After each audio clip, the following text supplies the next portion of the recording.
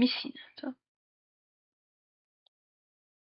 Após isso, a gente vai tirar uma dessas colônias, tá? Vai fazer um pré-inóculo, que é basicamente colocar no meio de cultura, crescer por um dia, mas depois a gente vai fazer o inóculo de fato, tá? O inóculo dessas células transformadas, que a gente vai colocar num grande Erlenmeyer, geralmente depende muito da proteína que você vai fazer, às vezes você vai usar uma quantidade maior de meio, e às vezes você vai usar uma quantidade menor de meio, tá? Então essas colônias com as bactérias transformadas, elas são inoculadas em meio de cultura para adquirirem uma densidade populacional que torne a indução de expressão da proteína eficiente. Então entenda, por mais que essas bactérias já tenham o plasmídio incorporado nas suas células, elas não estão expressando a proteína recombinante. Por quê? Pela sua própria maquinaria genética, elas não vão expressar a nossa proteína, tá? Então, primeiro a gente vai fazer um inóculo para fazer com que essas células cresçam o suficiente. A gente vai colocar isso num shaker, que é uma incubadora que vai, além de deixar ela quente, esse meio de cultura quente, vai agitar. Tem um agitador. Então a gente vai deixar lá e vai monitorar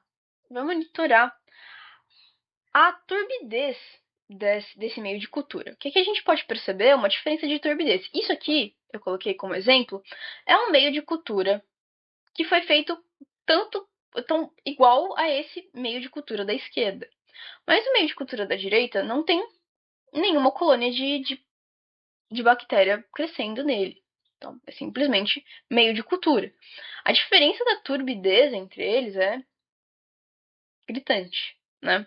Então, a gente vai monitorar através da leitura de absorbância num comprimento de onda de 600 nanômetros, que vai indicar a densidade óptica, tá, desse meio aqui e vai mostrar quanto mais bactérias tiver, maior é a nossa quantidade. Quanto mais bactérias tiver, vai ser maior a leitura da absorbância. A gente faz uma densidade óptica entre 0,5 e 1, porque a gente não quer muita bactéria e a gente não quer pouca bactéria também. Muita bactéria também não seria bom para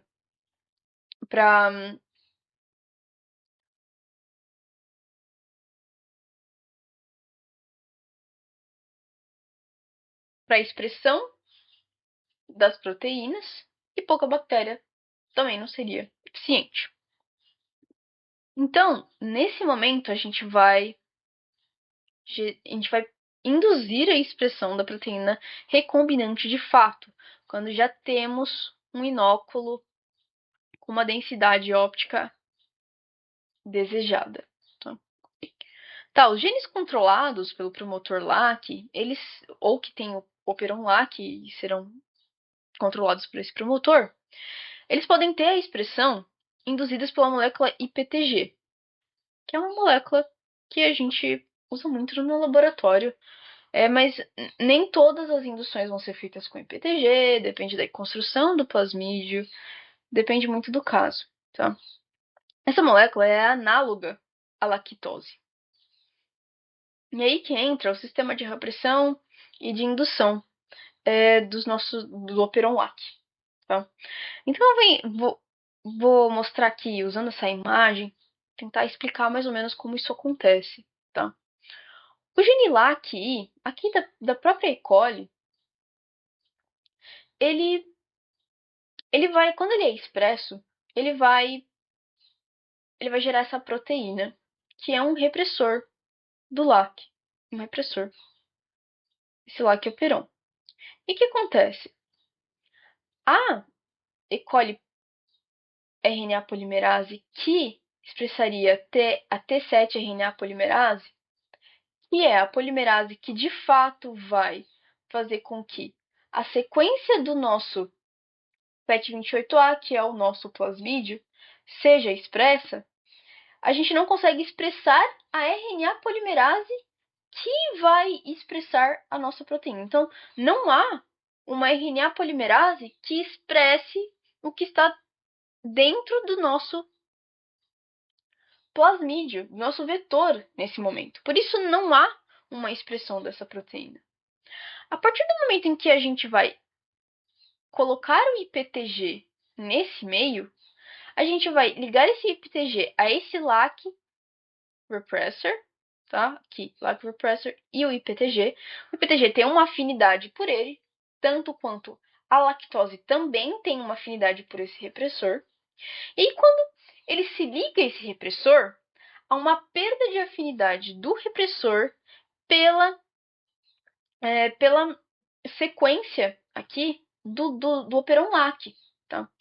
E aí, a RNA polimerase consegue expressar a sequência que vai dar origem a T7 RNA polimerase.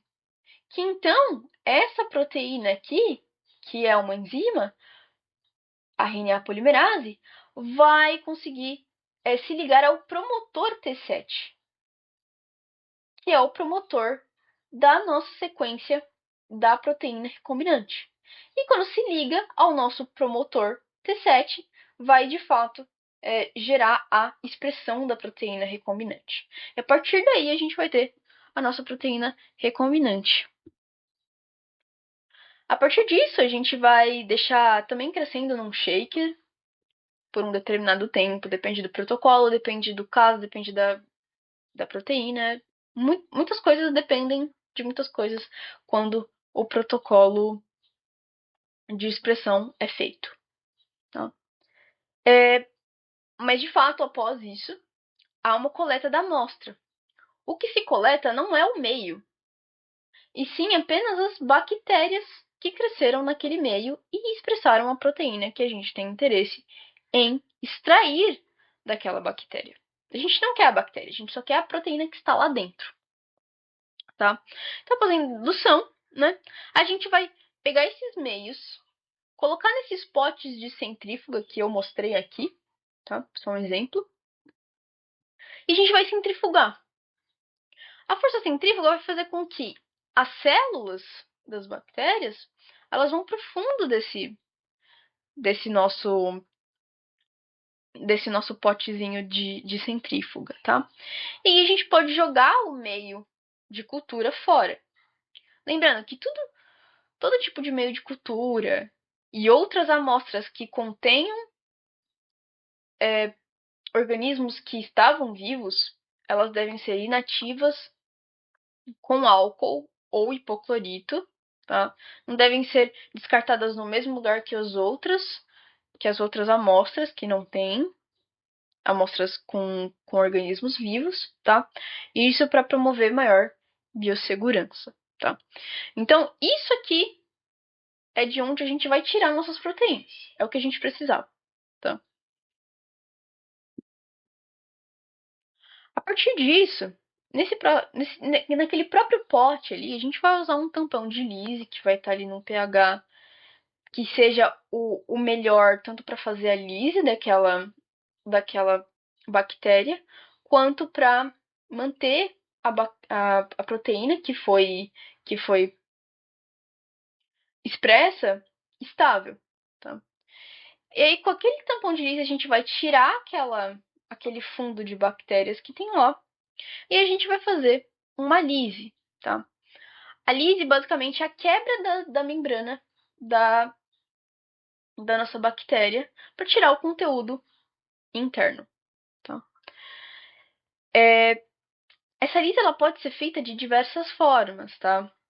Você pode fazer a lise usando agitação com pequenos pedaços de vidro dentro das alíquotas. Então, esses pedaços de vidro, fazendo agitação, eles vão quebrar mecanicamente a membrana da bactéria ou do outro organismo que se está utilizando, tá? A gente pode usar a sonicação, que é o uso de pulsos de ultrassom.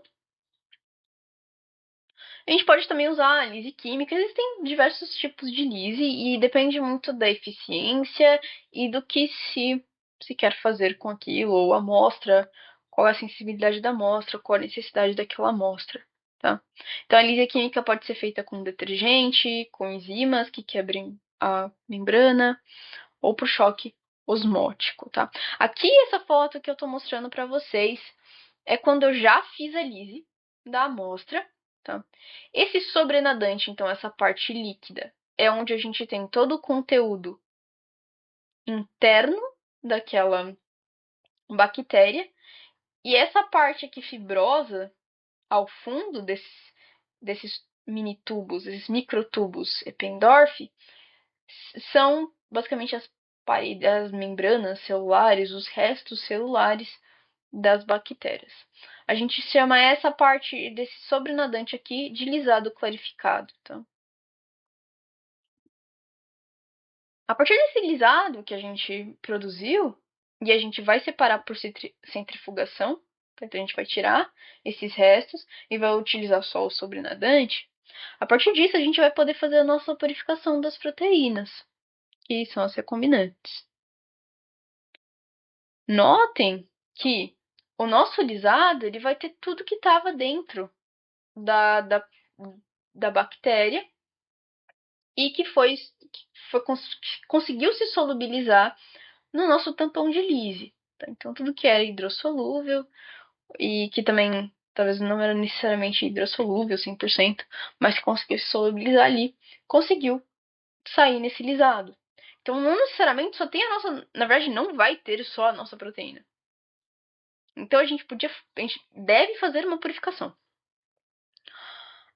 Para fazer essa purificação, a gente usa diversos métodos, geralmente envoltos à cromatografia, tá? A cromatografia é um conjunto de técnicas de separação e análise de componentes de uma mistura. Nesse caso, a mistura é o lisado clarificado, tá? Obtido através dessa lise que a gente tinha feito dessas bactérias que eu mostrei para vocês. Mas também poderia ser a lise de outros micro-organismos, tá? A gente vai ter uma fase estacionária, onde as moléculas vão se ligar, e uma fase móvel, que é o transporte dessa mistura, dessas moléculas. A eluição é a etapa de se extrair as alíquotas contendo as moléculas ligadas à fase estacionária. Então, muitas vezes, as moléculas que estavam ligadas à fase estacionária são aquelas moléculas que a gente tinha interesse. Então, por exemplo, a nossa proteína. Nesse caso que a gente vai estudar aqui, a proteína primeiro vai se ligar à fase estacionária e depois de um tempo, quando a gente usar um tampão de eluição, que vai provocar uma eluição, ou seja, aquela proteína vai se desligar da fase estacionária e vai para a fase móvel. E através dessa fase móvel, a gente vai conseguir retirar essa nossa proteína. Tá?